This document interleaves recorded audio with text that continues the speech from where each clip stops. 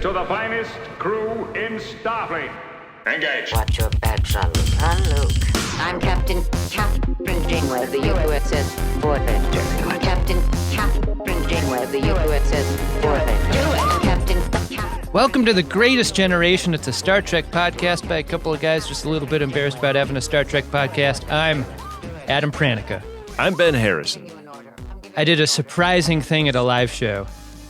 I think it caught you off guard. I regret doing it.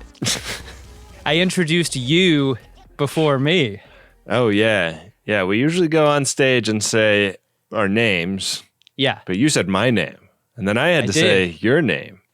I wanted to set the tone that anything could happen. Leave your preconceptions at the door. Did you regret it because I didn't pick the ball up and run with it? I felt like I picked the ball up. I thought you grabbed that ball. Yeah. No, I didn't regret it at all. Okay. Thought it was a great tone setter. Okay, good. We've been having a ton of fun on the road. Good shows all over the East Coast. Yeah, a little peek behind the pod. We've just returned from a week out with 4 shows in the previous week. Like the week just before this episode drops, we will have just come back from St. Louis and Austin. Mm-hmm. And we will have had tremendous, super successful shows in those places, I am sure. Yeah, it's no doubt. I mean, what we can promise is fun. They've all been really fun. At some point on tour, you said that you were like reminding me to like get my gear before we left the venue or something. Uh-huh. And I was like, thanks. I probably would have forgotten that if you hadn't reminded me. And you were like, I'm here to remind you to get all your shit, and you're here to remind me that this is fun. I thought that was a pretty spot on statement. Was that not? No, I agree. It just makes me a little bit sad that sometimes you forget that this is fun. I mean, it sometimes makes me sad that you sometimes forget stuff. That's what makes us the yin and yang of the whole thing. Yeah. It's more fun for me when we have all our shit. Yeah. It runs in my family. My father is a thing forgetter, and I, like him, am a thing forgetter. Yeah. One time my parents drove down here from the Bay Area, and they have an electrical car, so they had to stop somewhere and charge. And my dad left like 2 of their suitcases. Why don't you leave the car on charge? My dad left 2 of their suitcases at the charging station, like 3 hours north of LA, and they didn't find out till they got to LA, so he had to drive all the way back up there and get them. The logistics of this baffle me. Yeah. Because the idea of getting the suitcases out while you're waiting to charge, like I get that. Maybe you've got something in your toiletry bag back there you need to retrieve. But leaving them out there? Like, this suggests that you set the luggage away from the car in such a way that you would not see the luggage when you left your spot. Yeah, I don't know how it happened either, but it's, it's not me. I can't drag my dad for this behavior because for sure 100% whatever the gene that determines leave a suitcase somewhere, I have. Do you think that's nature and not nurture? I think it's 100% nature. It gave me so much anxiety growing up, all of the things getting lost all the time. Yeah. And like all the being late. I didn't get the being late gene. My dad has the being late gene also. Like the, we got plenty of time. And then like, I don't think we walked into a movie theater not mid previews rolling. End credits. My entire childhood. Like I never saw like all of the previews until I started going to the movies myself. Oh, and that was like peak preview time. Yeah. In those days. Yeah. Back when it would be like, in a world. Back when you got like 3 previews, and now you can count on like a half an hour of previews. This is perfect for your dad situation. Yeah. No, the world has changed to accommodate him, but but it drove me absolutely crazy, The world did not change to accommodate a character on the show we're here to talk about, Ben. No. And she's pissed. She's very cranky. Very interesting episode of Star Trek Voyager today, but I think we should stop dancing around it and get right into it. Yeah, let's put our hands on the core of this episode, Ben. It's Star Trek Voyager Season 6, Episode 23, Furry. Revert course. Unless you've got something a little bigger in your torpedo tubes, I'm not turning around. This cold open really gives you a sense of how many gears Kate Mulgrew has. I really love this because she is so pissed. You rarely see her this pissed that it kind of gives away the ending a little bit. Yeah, like you could see her being this mad at like Tom Paris. Uh-huh. Or even maybe Chakotay. But this amount of pissed, it's like trying to snap a K'NEX onto a Lego, you know? They're not designed for each other. Her being this pissed at Tuvok. Ben, I really don't know if this happens, but if Tom Paris ever gets his pip back, will his cake look like a giant pip? I would love that. That golden fondant, super flat top and sharp corners. Looks like a tough one to replicate. This was always something that I feel like Tom and Harry were hassling Tuvok about, like how old he is and when his birthday is. Yeah, they did foreshadow this a little bit. People have been wondering. But it took Janeway and her brilliant mind of a scientist to get to the bottom of it. So, it's not long before you hit the big 3 digits, hmm? Indeed. Are birthdays always measured the same, both from the base and also how many orbits your planet takes around its sun? Oh. And wouldn't that suggest that ages aren't really a number in the same way that they are here? Yeah, I don't know. It's really weird that she does a human birthday ritual at him to celebrate her finding out about his birthday. You must believe things are as important as I do. Otherwise, we can't be friends. The shocking revelation is that he's won. He's just got that one birthday candle. You know, in an episode about Kes, that's real fun. I guess Vulcan really takes its time getting around that star. Yeah, it's a slow mover. This is one tall candle sticking out of this erotic boob cake. I guess that's an Andorian boob cake. Hi, welcome to Sexy Cakes, the erotic bakery. Oh, yeah. When Janeway leaves him behind, you know he's just going to rub his own face into that thing. You're supposed to blow out the candle. That is not a Vulcan custom. Because is that the promise of the erotic cake? Is that you're going to mess around with it? I don't know. I still don't know. Yeah, it's very sexy. I've never even been in a room with an erotic cake. Mostly when I see videos of them, it's people sitting on them, though. Right. Is that what VOR is? I still don't know what VOR is. I'll tell you when you're older. I was really stressed for Tuvok having to like leave that cake in Janeway's office when they come out to the bridge. Like nobody has an eye line to it, but I wanted Chakotay to be like, "Oh, what's the cake for? What are we celebrating?" They definitely smell the candle smoke, right? Yeah. How could they not?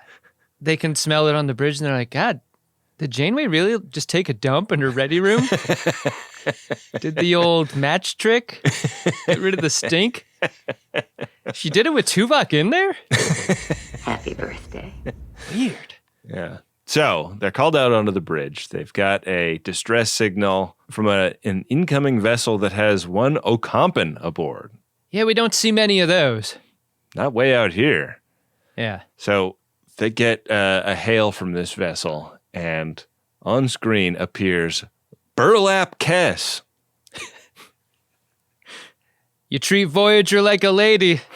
She'll always bring you home. She seems real tired. She's doing like that droopy eye thing. Maybe she's high. Maybe she's like totally baked. Is that why her eyes are drooping like that? Please, let me come aboard.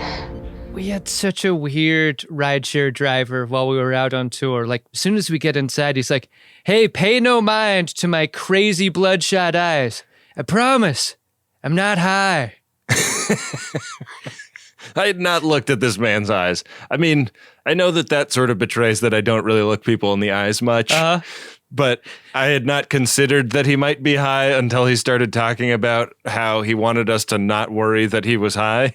Yeah, I feel like that could have been an angle that old Kes takes here. Yeah, yeah. The pace of this scene is really amazing, right? Because you see her and you aren't in that shock of, oh my God, it's old Kes. She's old. What the hell happened to her face? Yeah. Before she's like, I gotta come aboard. No time to explain.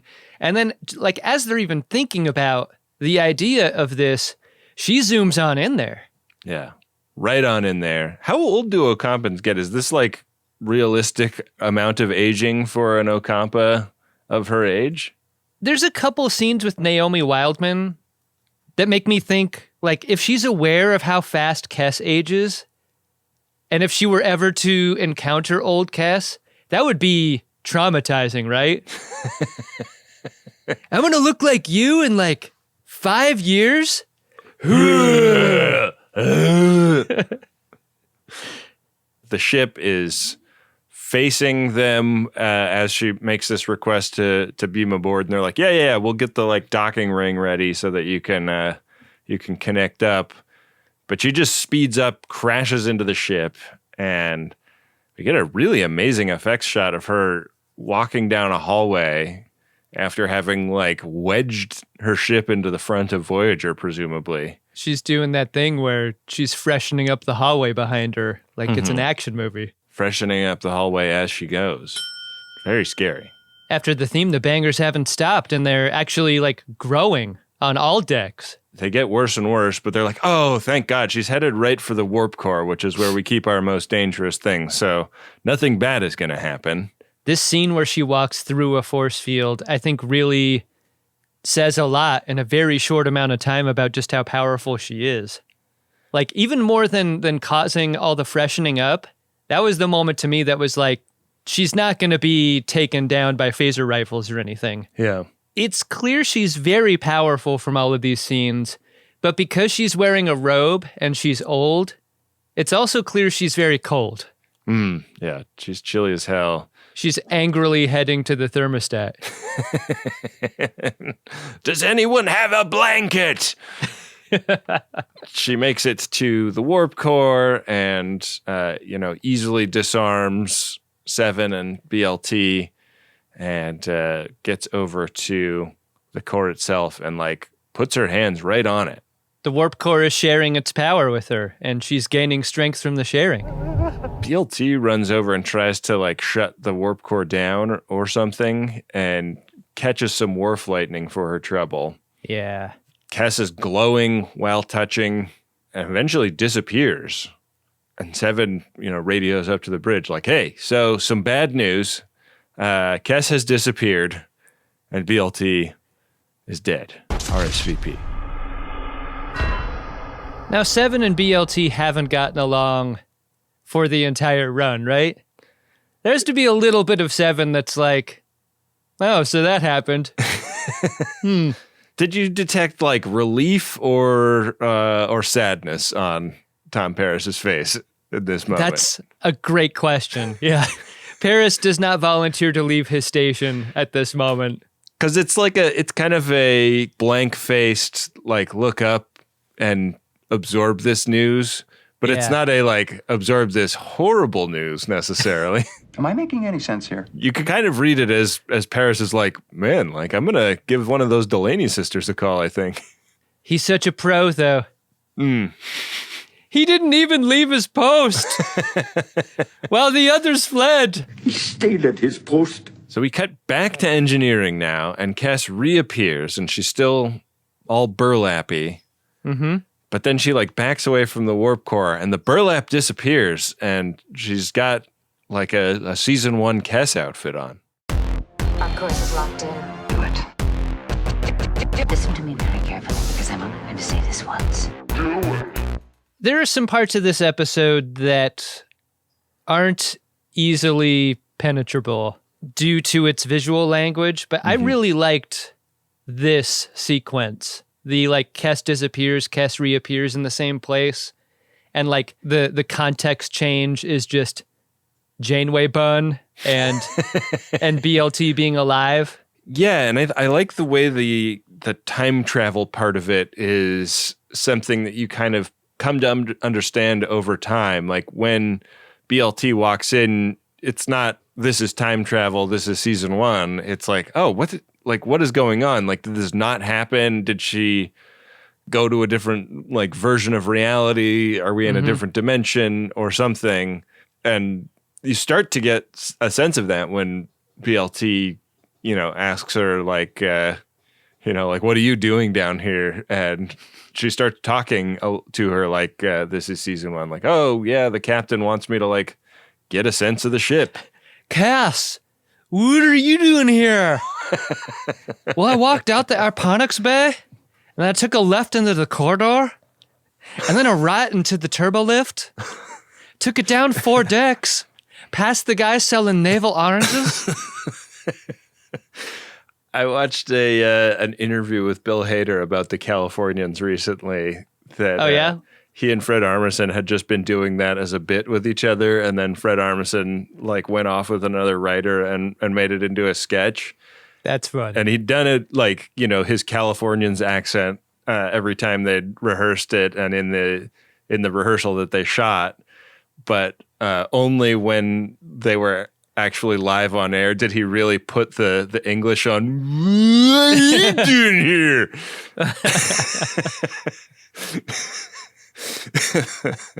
Nice long wind up on that one.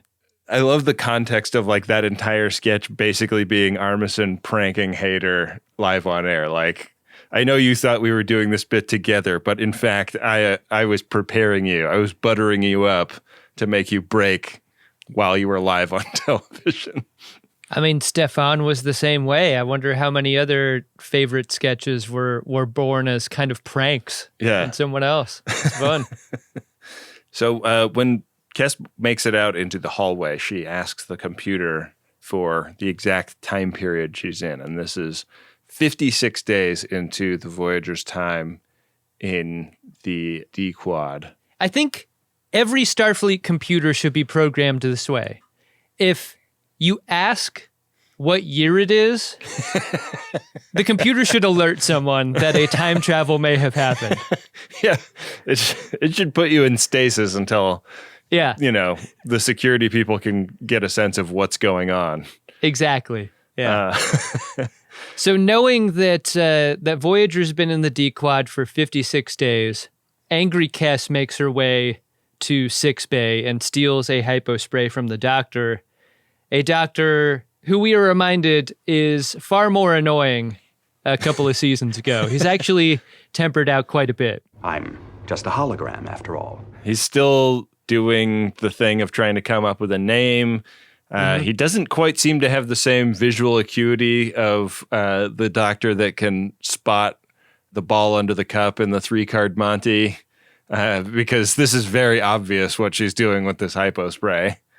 Maybe he's just incurious. Maybe he sees that she's got the hypo spray, but just doesn't care.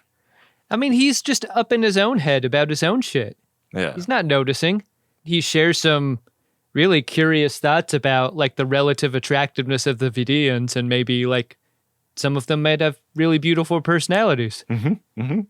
So Kes goes down to the airponics bay, which we also haven't seen in a really long time. And there she finds like original flavor Kes, who is wearing like basically the same outfit, but in brown, like one of those species where like the male is like really, really colorful and the female is really drab, or vice versa.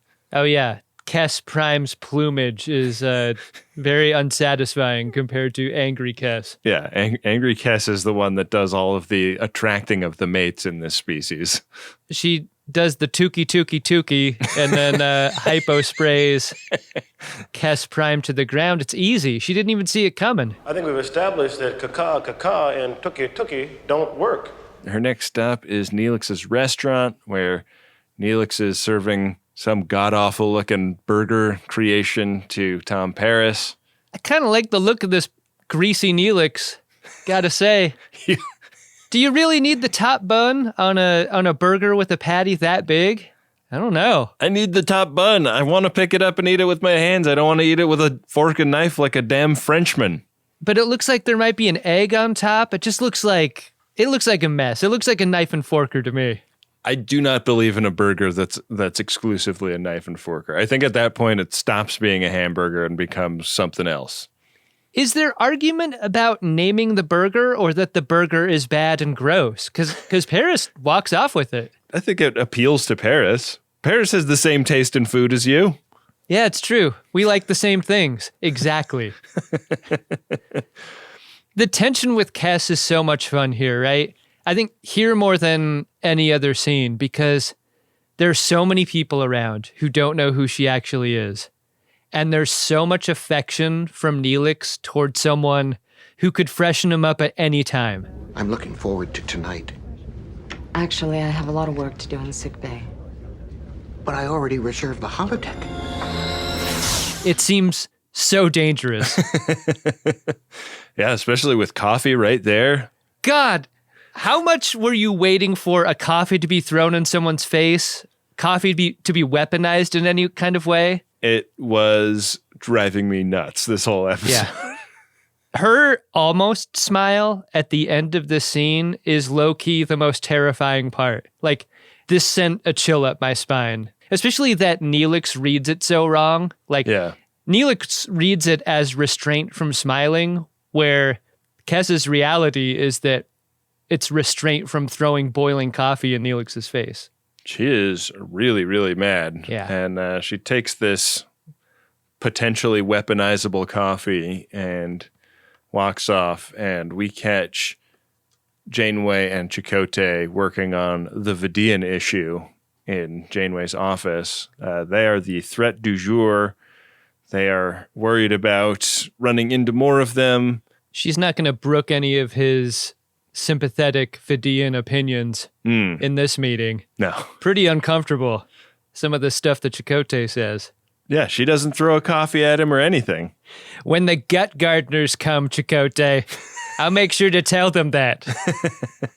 Sounds great. Kes comes in with coffee and learns of this Vidiian threat, that the ship is going to be on tactical alert, etc. She spills some coffee as kind of a ruse for getting to stay in the captain's office when the captain has to go to the bridge.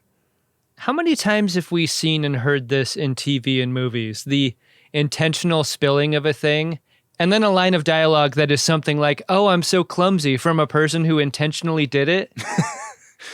It seems kind of cliche, right? Like, it's a thing. Yeah. Am I crazy? No, it's definitely a trope. If anyone ever tells you, "Oh, I'm so clumsy," you need to be suspicious. Yeah. Yeah. I mean, it's like asking what year it is. It's like, what are you talking about? All right, so 2 new programs we're saying should be put into the computer at this point. Yeah, exactly. It's a ruse so that she can stay in the captain's office and, I guess, look at this computer. She asks the computer to set it to masturbation protocols as soon as the doors close. She just loves the smell of burnt candles. Best place in the ship to whack it. Yeah. Janeway and Tuvok are actually meeting with Ensign Wildman about an idea for some kind of neural agent that would knock out the Vidiians should they board the ship. And they're talking to her about this possibility when Kes comes back out looking very satisfied. And as she walks across the bridge... flushed, even. Yeah. Tuvok notices her, and she notices Tuvok noticing her. Yeah. Something is weird. Like it smells like even more just struck matches in there. So maybe you can use that to cover up the smell of all kinds of other things. Yeah, that'd be great. Captain Janeway, the USS Voyager. Captain Janeway, the USS Voyager. There's a McLaughlin group. Issue 1. With the whole senior staff. Remember the EMH having to be remote for the McLaughlin groups? Both Pepperidge Farm and this episode remembers. He's on screen. Yeah. And they're all scheming for their next encounter with the Vidiians. Lots of space vacuole talk. You remember space vacuoles, right? I do loosely remember space vacuoles. Remember how much of a pain in the ass they are for navigating? Yeah. It's going to be a problem up ahead. It is. And they're working out this scheme whereby the computer will do a lot of the navigation for them because Paris is just not going to be fast enough. Paris seems to take some umbrage with this. He's a real manual transmission kind of guy. And all this talk of cruise control really bums him out. Auto navigation the entire way? Yeah, it's a shame. You know, if this works, you might not have a job, Tom Paris. You'll be working in the 6 bay forever.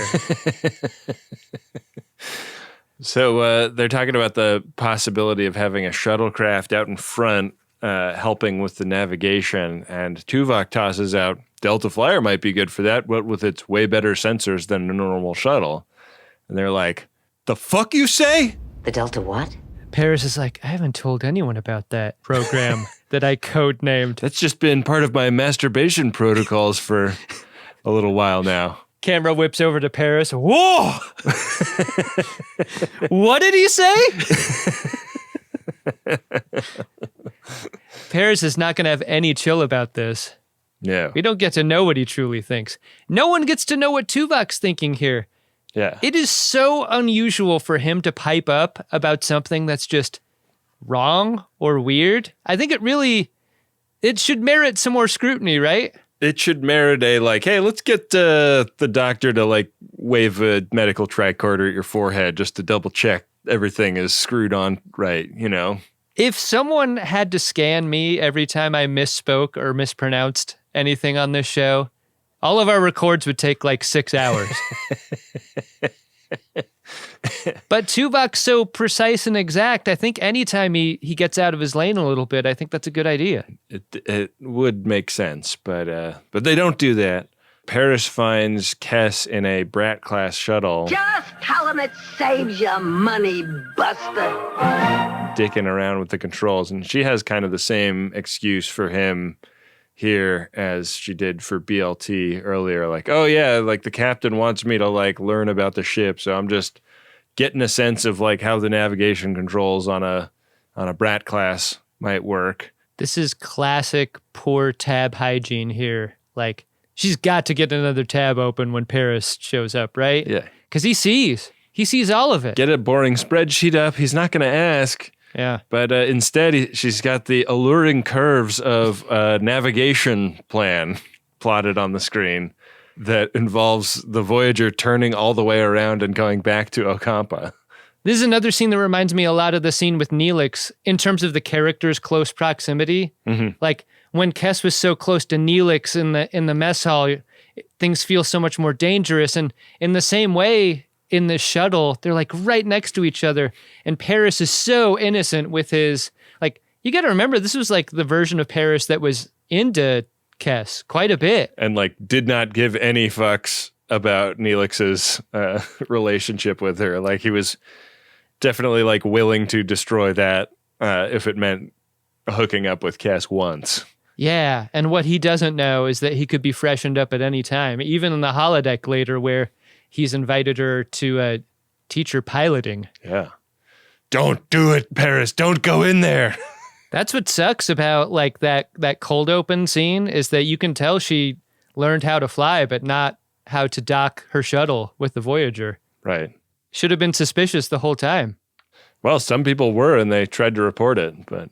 Yeah. So we get a scene with Tuvok. He's trying to get on the elevator, and Naomi Wildman walks out of it. This was very confusing to me, because I was like, is Tuvok, like, caught between two time periods? Is he, like, living on the ship simultaneously in two time periods or something? Because Naomi Wildman isn't in this era of Voyager. That's a point well made, and I think it's an example of, like, you could either view this confusion as useful to the story and what it's trying to do, or, like, unnecessarily confusing. Right. Because I, too, for a moment, thought that he had been blurping between timelines, but that's not really the case. No, so he, like, follows her down the hallway, and he makes it into cargo bay where he finds 7 of 9 and all the board kiddos on their charging pads. And what was that, like Lieutenant Carey? Lieutenant Carey? What are you doing here? Yeah. I miss Lieutenant Carey. Yeah.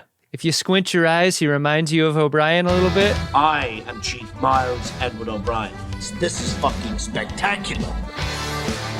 That's got to be intentional, right? Yeah. The next scene in Neelix's quarters, it's a rough ride because Kes enters and plays this voicemail message that Neelix left for her. And it is the sort of nauseating voicemail from a partner that like is not for anyone else's ears. It's just like it nauseates angry Kes so much she does that jerk the tablecloth under the dishes trick, but there's no tablecloth and all of the dishes fall over. Computer and music. I, again, just cannot believe the restraint this show has with its glass tabletops. I know. No freshening up goes on. Instead, she goes over to the computer and reaches out to another ship and finally persuades the person on the other end of the line to pick up. And it's a fucking Vidiian.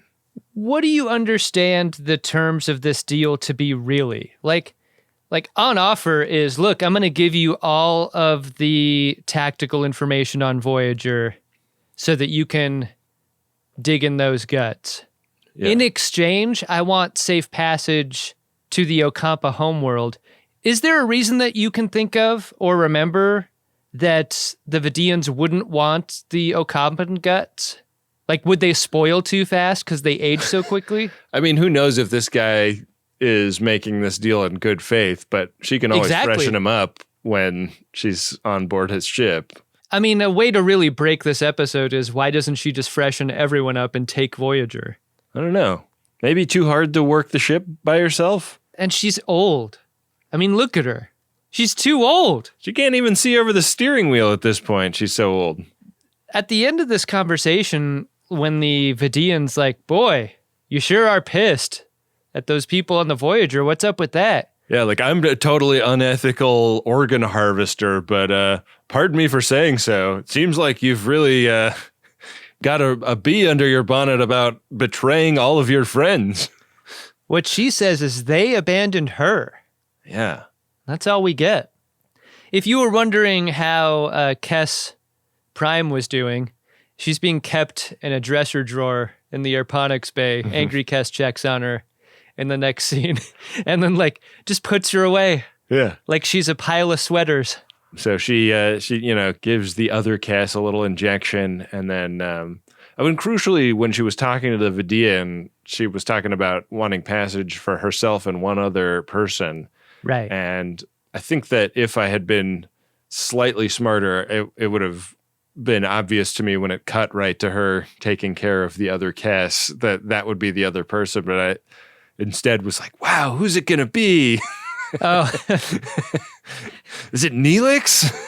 I mean, you could make the case that she's so angry that it could be one of a number of people. Right. Yeah.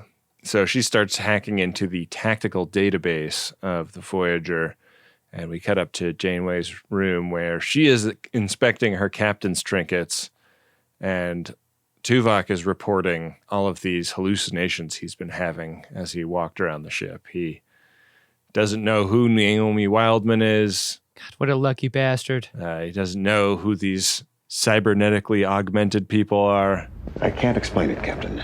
Good job by Tuvok, like actually reporting something fucked up to a commanding officer. This is a good Star Trek character right here, doing what you should do in an episode of Star Trek. Shockingly rare in the canon, but he does it. And he's talking to the captain, given all the details, and he's like, yeah, like I don't think I'm high, and I wouldn't want you to get that sense. My eyes may be red, but I don't drink or do drugs, especially when I'm driving Uber. I've got to get that Latinum. Put your latinum where your mouth is. I've got to get that Latinum. I think we've just struck gold. Captain Janeway, the USS Voyager. Captain Janeway, the USS Voyager. Such an interesting conversation here when they talk about the distinction between hallucinations and premonitions. Tuvok tells Janeway that, like, sometimes Vulcans have hallucinations, but we never have premonitions. What's so unusual about what he's saying is that he's pretty sure that he can see the future. Yeah. I think it's Janeway that actually characterizes these as premonitions. And so she, because he's saying anticipation, and she puts the label premonition on it and orders the computer to just like scan around Tuvok continuously all the time. And he's like, Captain, those who would give up freedom for safety deserve neither. And she's like, all right, Tuvok, like we've heard the slogans before, but this is for the safety of the ship, not for you specifically. I like your Tuvok impression. It's great. Captain, would it be possible to turn off the sensors for when I make poopy? Because you don't want these things to be on the whole time, right? There are certain parts of Vulcan biology that we do not share with outsiders. Perhaps if, when I struck a match, the sensors could be turned off. A logical plan. So Voyager rolls up on vacuole country, and everyone's on edge about the Vidiians and about these hundreds of course corrections that are going to be necessary to traverse the vacuoles. Yeah. And it's pretty clear from jump, like it's not going to be a smooth ride. It's going to be like one of those rides where the driver is constantly like on the gas and the brake. It's just not a comfortable ride at all. It's one of those classic boss that maybe over delegates moves where Janeway's like, okay, this super stressful, high stakes maneuvering seems to be well underway. You guys got it from here. I'm going on lunch break. Yeah, weird time to leave, Yeah. Janeway. I'll be in sick bay. Adam, speaking of leaving the bridge, Tuvok has another oopsie where he thinks he gets a ship on sensors that might be the ambush that they've been stressing about. And he's like, oh yeah, like I'm a little under the weather. What do you think, Commander Chakotay? Can I go too? Ben, to me, Tuvok's observation reminded me of the cold open, though, because this thing had a collision course, right? Oh, yeah.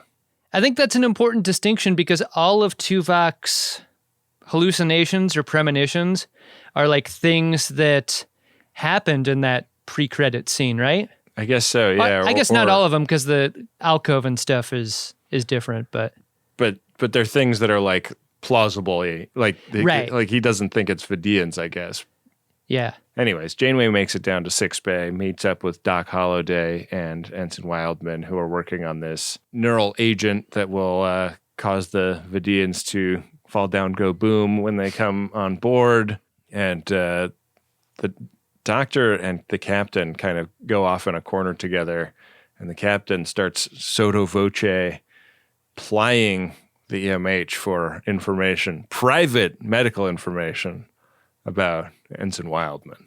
I like this scene. The very real tension between a doctor and someone who isn't the patient. Yeah. She really cuts through the HIPAA bullshit with rank, though. Yeah, well, in the safety of the ship. Yeah. The EMH doesn't ask for any like verification on just how would her status of pregnancy bear on the safety of the ship, but he does divulge that Ensign Wildman is pregnant, and Janeway now has a bit of evidence that what Tuvok is going through is not just Tuvok losing it. It's being aware of something that is actually going on in some way. From the doctor's perspective, this has got to feel so weird to like disclose something like this must feel bad, but also like it's fairly innocuous. Yeah. In the larger scheme of things to him, but when Janeway wheels around and leaves right away, that has got to be a bizarre feeling. Yeah. Damn. What did I say? How did she find out? I mean, I know I said something bad, but like, yikes.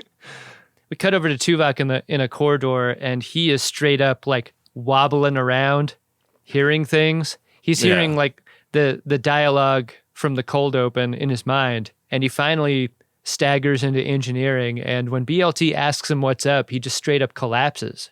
Yeah, he sees like the ghostly image of Burlap Kes killing BLT, But then he when he falls over, present BLT calls in the medical emergency, and smash cut to Tuvok writhing on a bio bed while angry Kes is there helping as a nurse, which is not great.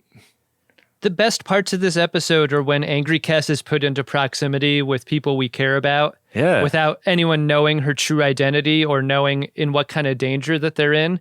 And this is maybe the best expression of that is when angry Kes is depended on to give life-saving aid to Tuvok, and you can just tell she's fucking with the clip show devices on his head. Yeah, it seemed like she turned it up to 11, right? Yeah. Does that mean it's louder? Is it any louder? Well, it's one louder, isn't it? It's really scary. Yeah. Later, Tuvok is sedated, and Janeway's there to see what Tuvok's come into contact with. You remember that scene where she asked the computer to keep an eye on him?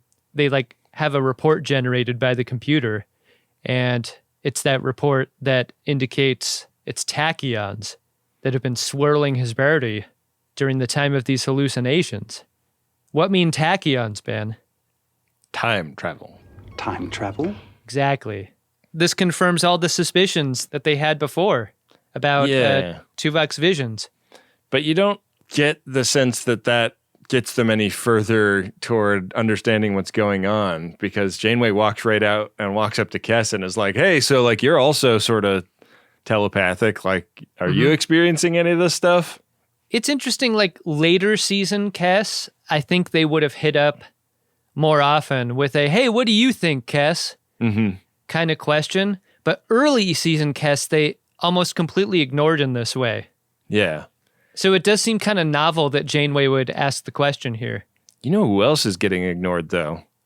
Fucking Vorik. Yeah.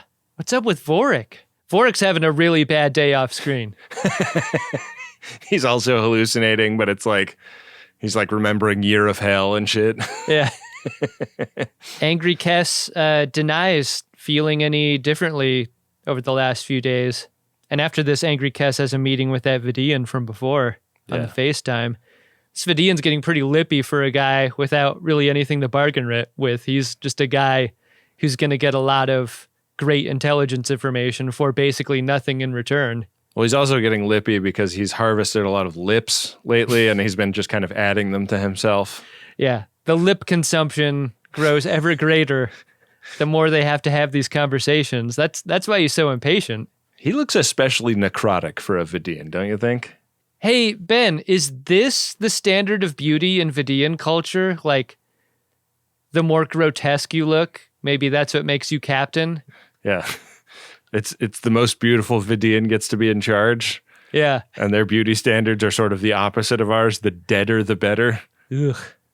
So they get attacked by this Vidiian ship, and Kes is transmitting the tactical information to them, and we get to see those grappling hooks clamp onto Voyager. I thought this whole sequence was really cool. The special effects and the way they rendered these scenes looked great to me. And when those grappling hooks grab onto Voyager, it can't break free. Because grappling hooks are strong. They really are. I like the implied kinetic energy of something being shot with weight at another starship and it kind of bouncing off of the hull a little bit. There's it's not just a projectile. It's something grabbing in a really interesting way, a thoughtful way, effects-wise. All of the physics of these moments are really effective and really feel like big ships doing big stuff to each other. They're just doing big ship shit. Yeah. Just doing big ship shit with my friends. And he smokes you a cigarette. There's some Vidiians that think it's fun to do bad things that are boarding the ship, so Ensign Wildman and Doc Holliday get ready to deploy their neural agent, but their computer's not working. And they trace this to the airponics bay where Angry Kes is doing her bad stuff. It would have been really fun if once the realization drops that someone is double crossing us, they have their shield frequencies, they have answers to every possible defense Voyager has. if Janeway suspects someone else. God damn it, Harry Kim. It was you, Harry Kim. I knew it. Harry Kim, stop betraying us to the Vidiians. Like, if her guess was just wrong, that would be amazing. There are 3 things to remember about being a starship captain. Keep your shirt tucked in, go down with the ship, and do it. So she's like, I'm leaving the bridge during a very exciting moment again, so she can go down to the airponics bay, and it's like firefighting through the ship with Vidiians shooting their organ harvesting guns at them. Meanwhile, Angry Kes wakes up Kes Prime and starts trying to move her because all of her controls have been shut off. She can't do the site-to-site transport she was trying to do. Yeah. And Janeway catches her in the act of moving the other Kes. That's got to be awkward, right? Yeah. I swear I was just moving her. I was just trying to live out my lifelong ambition. You know, there had to be some thought in, like, is Janeway going to carry the dustbuster or the big giant rifle? If you're negotiating with someone, you want to carry the dustbuster, right? Yeah. It's just less aggressive looking. It's really hard to get cooler heads to prevail when you're waving a rifle around. Yeah. Kes freshens up Janeway, knocks her against a wall, and tries to make a break for the door, but there's a firefight out there, and you don't see any of it but just the phaser beams going back and forth, which I really liked. It's great. Yeah, you just have to shoot coverage in the hallway. Yeah. Even I could do that. Now Angry Kes reveals why she is so angry, and this is a very interesting scene. She has thought about the young person that she was when she made the decision to leave Ocampa and go with the Voyager crew, and feels as though she was manipulated into doing that, and as though this rosy image of people who explore strange new worlds and seek out new civilizations was essentially grooming. Like her life has been ruined, and she's been taken away from her people unfairly by people that, you know, were more sophisticated than her and had more power than her, and that she regrets all of it. And she herself can't get home because she's too old and she's grown too powerful. She would be rejected by her culture, but she can forestall a terrible mistake for a younger version of herself. It seemed so hopeful when they sent her away in that episode, right? Like, she'd become so powerful freshening things up. Like, it was an agreement that she was almost too dangerous to keep aboard. She had to go practice freshening up somewhere else and go on her own adventures and stuff. Yeah. And it's not like she didn't want to do that. It's not like she went against her will. But, like, what she describes is time away, recognizing that she could not figure out how to freshen things up without hurting people. And she blames Janeway and the crew for putting her down that path. And what I understood her plan to be was that if she took young Kes and, like, took her back to the Ocampan planet, yeah, it would get Kes out of the timeline where she hitched that ride on Voyager, remove that one from the table, right, and then the bad timeline won't happen. And she is ripshit pissed at the Voyager for having put her in a position of having to do this. It's a very intense scene because, like, we're cutting back and forth from this to, like, Chakotay and everybody up on the bridge, like, fighting the Vidiian ship and, you know, trying to break free of these grapples. Am I reading too much into this in a film paper kind of way where, like, the sequence is cutting back and forth from a story of a character talking about, you know, leaving their home and feeling pulled away, wanting to return, to, like, scenes of grappling hooks, yanking pieces of hull plating off of the ship in a very, you know, dramatic and painful way? Is that giving it too much credit? No, I think that's very intentional, and I think that's a good read. This scene where Chakotay's the captain and he figures out a way to get the ship free of these hooks and then gets one of the great Chakotay fires of all time. Like, seriously, I was so hyped up at this. Like, please give him a fire. Give him a fire. He gets a fire. Yeah. Fire! They send a full volley of torpedoes at this Vidiian ship. Everybody that's been knocked down on the floor down in the airponics bay gets up, and it's like Janeway and Kes are like trading blows, and it's Janeway firing her phaser and Kes firing her freshen up mind ray to the point where Janeway cranks the phaser up to 11 and hits Kes with a beam that's set to old. How badly did you want this to be the Remick setting from Conspiracy? Just explodes her head and her torso. These airponic plants are soon going to be feasting on something besides air. Entrails. It's what plants crave.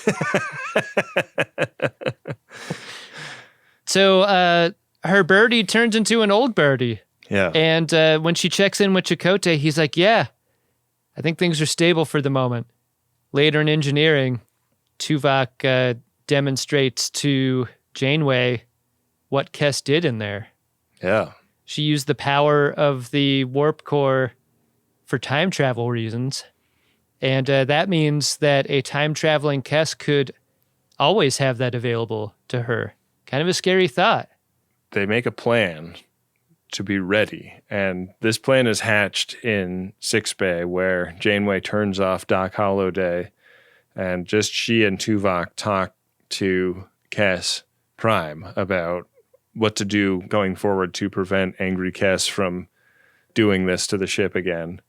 And so we smash cut back to Tuvok's birthday party from the beginning of the episode, the birthday party that he was none too thrilled to have been sprung on him. We get the distress call. They go out to the bridge, and it plays a little different this time. Yeah. Janeway realizes that this is the thing that they made the plan for, and she orders Deck 11 evacuated.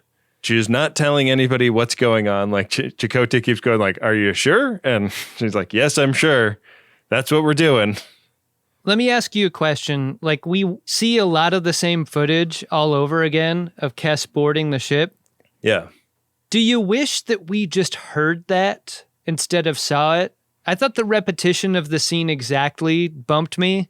But if we stay on the bridge and we just hear the bangers happen, yeah, I think that would have been fun. I think for the time it was such an exciting effect that they're like, we can use this again. Yeah, this is Star Trek making Star Trek for value. Yeah. Once again. But so just Janeway and Tuvok join Burlap Kes in engineering, and a holographic representation of Kes Prime appears. And it's sort of a like, hey, if you're watching this, I'm dead, but you're here. And here's what I want you to know about me. Hey, it seems like you're about to not treat Voyager like a lady, and thus it will not be taking you home. Thought it was unusual that, like, Kes could have been given an infinite amount of time to record this message, and it is extremely truncated into, like, a 10-second snippet that's like, hey, try to remember the good times. Yeah. It wasn't all bad, right? Right? Okay. See ya. Gonna give it to Janeway from here. I really hope Janeway's in the room right now. There's coffee in that hollow recording because you didn't want this to happen again. Yeah, I mean, it almost seemed like it was made just to be enough of a distraction that Burlap Kes would give Janeway and Tuvok enough time to get down there. Yeah. Janeway invites Burlap Kes to stay on the ship and continue the voyages. I think it really says a lot that at no point in this plan is Neelix involved. Yeah. As a manipulative device, like as a, well, you're the closest to her. Like, if anyone could speak to her soul, it's you. That is not on the table. This Kes remembers making that hollow recording, but had pushed the memory down so deep and gotten so consumed by her anger that she was surprised to see it. Yeah. It's really sad that she's been having such a bad time off the Voyager. She doesn't describe a lot of her bad time again. Like, she gets a couple of scenes where I think that's available to her, She doesn't really describe it with much detail. She just says that they were like angry and confusing years. Yeah. And it seems like maybe she could still go home. This part I don't think was as clear as I had hoped.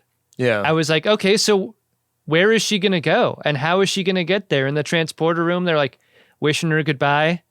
And Neelix gets another chance to say goodbye. And Neelix won't stop staring. Why don't you stop staring, Neelix?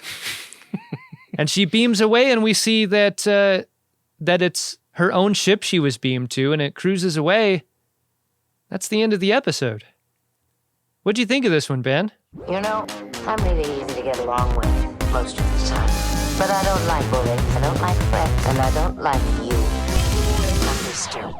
I have really complicated feelings about this one. I think it's really well executed across the board. Like, it's exciting and it moves, and the special effects were really great, and the dilemma was so interesting.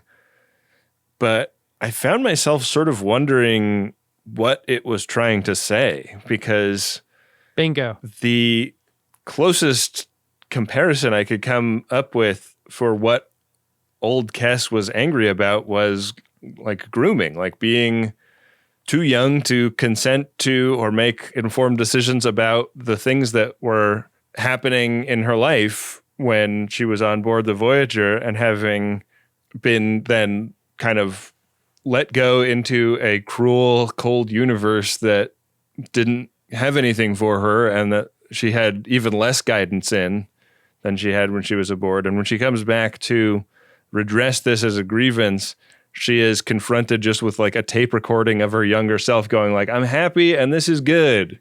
And like, there's lots of people that in their young life would have said, I'm happy and this is good, and then unpack those times later in a therapeutic context or just, you know, in remembering them, and realize that there was a lot about it that was actually horrible, you know?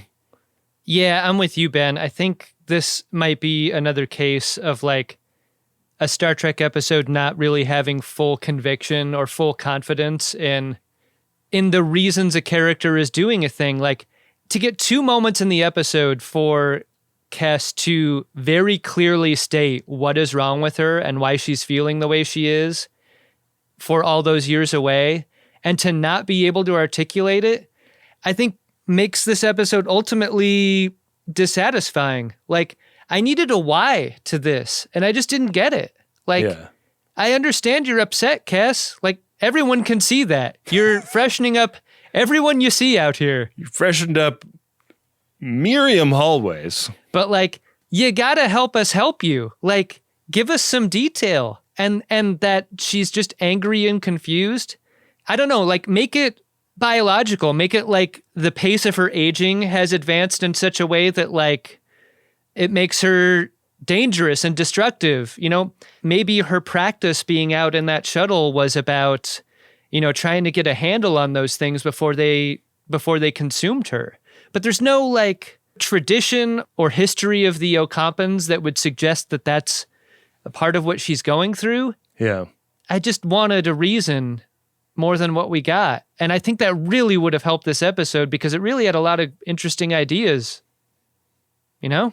I agree. And the grooming thing that I think we're both picking up on is also such a like current topic of conversation in the discourse or whatever, that I feel like it was hard to read that as anything but maybe that wasn't like quite how it was intended in this episode.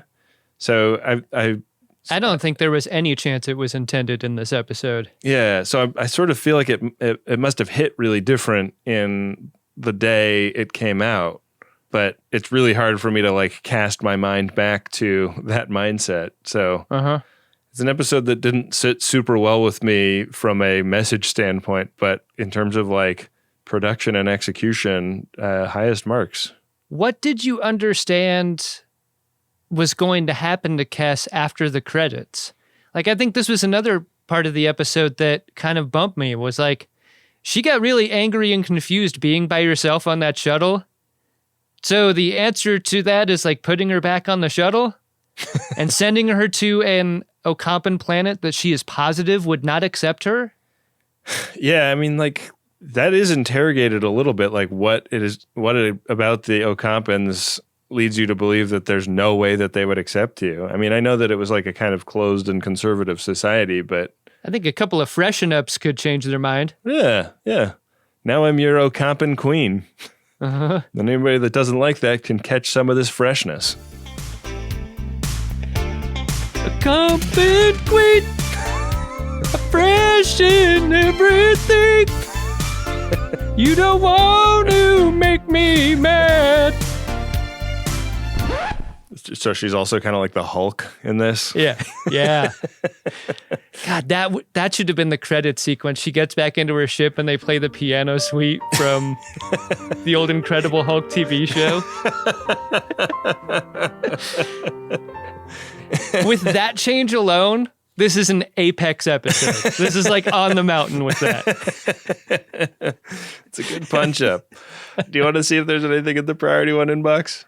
Oh, yeah. I don't think anything's going to make me angry in there. Priority 1 message from Starfleet coming in on secured channel. Need a supplemental income. Supplemental income? Supplemental. Yeah, it's extra. The interest alone could be enough to buy this ship. Ben, our first priority 1 message is of a promotional nature. That message goes like this. Many FODs are enjoying the myriad benefits of legal cannabis. But did you know that hundreds of thousands of people are still arrested for simple possession in the United States every year? Or that cannabis consumers in legal states still face discrimination in unemployment, housing, education, child custody, and more? If this isn't the utopian future you want, go to normal.org/TGG and donate today. Your support helps us fight to end cannabis prohibition and repair the harm it has done to millions of lives. So this is a message from Normal, NORML, and they're advocates for jazz enthusiasts at the federal, state, and local level. Wow. It looks like Morgan, who sent this message, was at the DC show. Yeah. Based on some notes in here. That's great.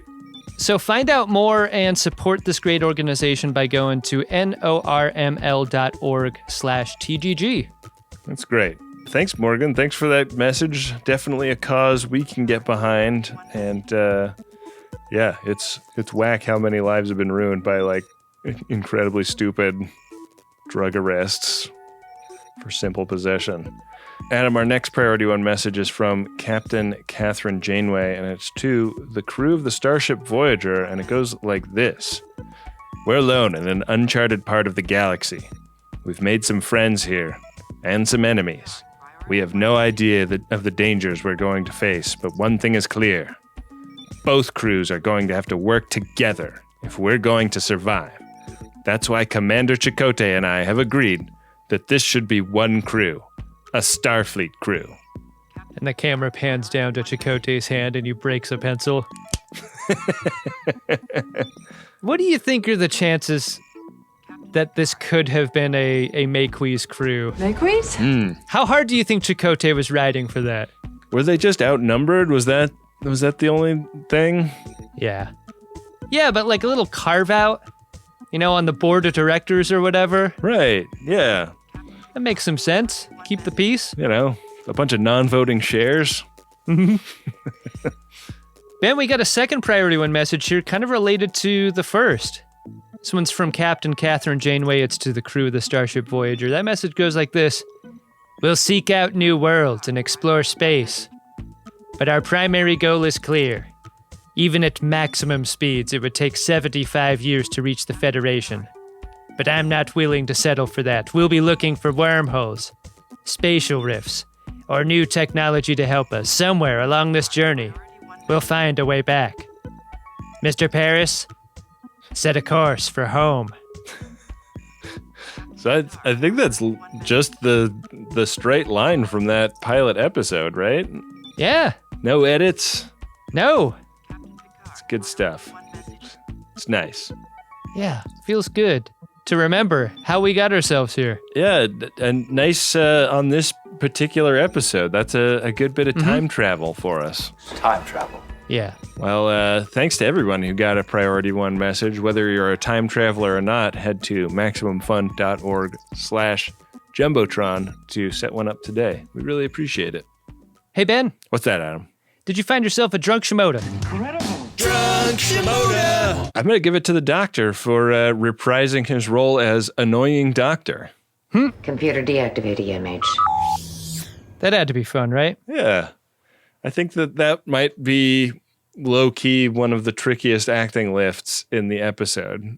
And I think the reason for that is that his character seems to have undergone the most character change over the seasons. Mm-hmm. And it was very noticeable what a different type of guy he was back then. So I don't know, it really amused me. I thought he did a great job with it, and he is my drunk Shimoda. He really has grown to kind of read the room a little better. Yeah. Ben, my Shimoda is Chakotay. The enthusiasm with which he fires the torpedoes, really unmatched. I crave it. I crave it so often. Ultimate payoff here when he shoots those bad boys. I just loved it. Like, I think Robert Beltran really, this is all he's got left, really, as an actor on Voyager. The occasional torpedo fire. And he really does a great job here in this scene. It was a bigger, better episode for him than we've had in a long time. Yeah, you just had to time travel back to past Chakotay to get a little more character development out of him. That's what we got. Why don't you head over to gach.biz/game and fire up the game of buttholes, The Will of the Caretaker, while I tell you about Season 6, Episode 24, Lifeline. The Doctor seizes the opportunity to save the life of the man who created him. How's he going to do that? Fuck if I know, man. How does he even know he needs saving? I'm confused. Yeah, maybe Barclay gets back in touch. Don't love that. Don't love that. I mean, I know we're going to make a great episode out of whatever this is. Yeah. Yeah. I don't want to turn off Friends of DeSoto to the next episode. Maybe something that will turn them on is how we will experience it. For that, I'm going to go to the game of buttholes, The Will of the Caretaker, where I can tell you right now, our runabout's on square 97.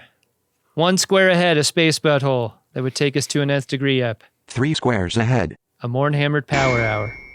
Beyond that, I think what happens if I roll something greater, I think we just go back to the first row. I think that's how the game works. I don't know. You're required to learn as you play. Roll. Let's find out what happens. Ben, I've rolled a 2. Woo! Did I win? Hardly. And that means we're in between Morn-hammered and the space butthole at square 99. A regular old episode for us. How about that? That is spicy. My goodness. I am happy that next week is going to be a regular old episode, though. I need a little more time to recover from all of the jet lag and tour tiredness before I do a power hour. Although a friend of DeSoto brought us shot glasses on the road, so I guess we could finally do a power hour where I have a shot glass, right? Yeah, that's how we do it. I guess we've received other shot glasses. Maybe I have done one with an actual shot glass before. Yeah. I mean, I wouldn't remember, obviously. If we get to a power hour ep, we should do that episode together. That'd be fun. That would be really fun. Well, this has been a load of fun overall, Adam, and I sure appreciate all the folks who support the show by going to MaximumFun.org/join, without whom none of this would really be possible. Got to thank Wendy Pretty for producing and editing all of the stuff that we do here at Greatest Gen. She's the greatest and has a full-time job with benefits because of the largesse of the Friends of DeSoto. I mean, she's like super employable. She would have a full-time job with benefits without the Friends of DeSoto. Yeah, she could leave at any time. She says it often. Yeah, she has a full-time job with benefits at a company that she actually likes working for. Right. Yeah. pretty great. We got to thank the great Bill Tilley, the card daddy who runs our social media, and Adam Ragusia, who made our original theme music, the Janeway song. Of course, riffing on the work of the one and only Dark Materia, who made the original Picard song. All of the folks that support this show in one way or another are deeply appreciated. You know, one of the best parts of being out on tour is meeting so many friends of DeSoto, and so often we hear from them, thank you for creating the communities that we've met so many friends or in some cases like partners. Yeah. Or whatever. And I just want to say, like, we did not make those communities. Like, the FODs did and do, and it's just amazing that they exist as such positive, great places for so many. We're like a bit of grit inside of an oyster, and the communities of Friends of DeSoto are the pearl that formed around that grit. We met some folks from the Fuck Bokai Facebook group. Yeah. I'll let you figure out what that group is for. Just amazing. Every day I'm learning about a new group of FODs who have assembled around a unifying theory or idea or type of fun, and it's just great. Yeah. Find them. Hashtag Greatest Gen is how you find most of them. With that, we will be back at you next time with another great episode of Star Trek Voyager, an episode of the Greatest Generation Voyager, where Adam and I have a unique opportunity to save the life of Adam and I by not drinking so much beer. Because it's not going to be a Mornhammered episode. That's not. Yeah, keep them on ice. Yeah. Make it so.